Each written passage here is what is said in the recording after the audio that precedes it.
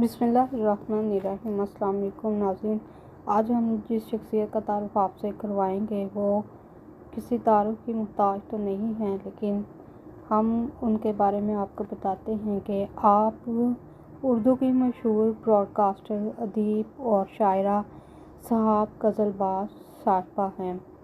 آپ کا یوم وفات 27 جولائی کو منایا جاتا ہے۔ آپ کا اصلی نام سلطانہ غزل باز اور تخلص سہاب تھا۔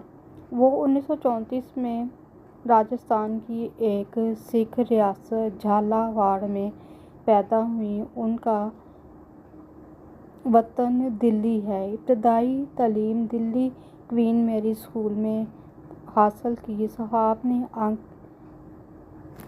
آنکھیں کھولیں تو گھر میں علمی و ادبی فضا دیکھی۔ بہزاد لکھنوی، حیرت دہلوی، جگر مرادآبادی اور دوسرے بہت سارے شعراء ان کے ہاں آیا جایا کرتے تھے۔ ان کے والد تحت الحفظ پڑھتے تھے۔ اسی ادبی ماحول کی وجہ سے آپ نے خود بھی شعر کہنے شروع کر دیے۔ تقسیم ہند کے بعد سہاب غزل باز لاہور چلی آئیں۔ وہاں انہوں نے ریڈیو پاکستان کراچی میں مشہور ڈرامہ انارکلی کا کردار ادا کیا، جسے لوگوں نے بہت پسند کیا۔ کراچی میں مشاعروں کے علاوہ سماجی کاموں میں بھی حصہ لیتی رہیں۔ ان کے گھر میں فارسی بولی جاتی تھی۔ 1958 میں وہ لندن چلی گئیں، جہاں وہ بی بی سی کی اردو سروس میں بچوں کے پروگرام کرنے لگیں۔ ان کا ترنم بہت اچھا تھا اور وہ مشاعروں کی کامیاب ترین شاعرہ تھیں۔ سہاب غزل باز نے ریڈیو ایران زاہدان میں کام کیا۔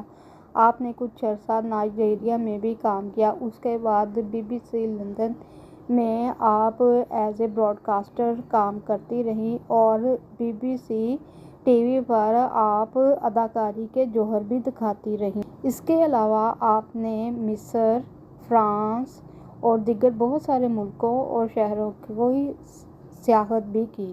ان کی کچھ تصانیف کے نام یہ ہیں: لفظوں کے پیرہن، میرا کوئی ماضی نہیں، ملکوں ملکوں، شہروں شہروں، یہ آپ کا سفر نامہ ہے۔ آپ کے چند اشعار پیش خدمت ہیں: ہزار باتیں ہیں دل میں ابھی سنانے کو، مگر زباں نہیں ملتی ہمیں بتانے کو، وہ آنکھیں آج ستارے تراشتی دیکھیں، جنہوں نے رنگ تبسم دیا زمانے کو۔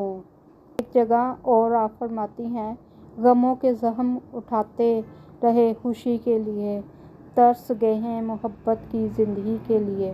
زمانہ کہہ رہا ہے تم نے گلشن ہی مٹا ڈالا، مروت برطرف لو آج ایسا ہم بھی کہتے ہیں۔ یہ تھیں سہاب غزل باز۔ ناظرین، آپ نے 27 جولائی 2004 کو لندن میں انتقال کیا۔ انا للہ و انا الیہ راجعون۔ امید ہے آپ سب کو ویڈیو پسند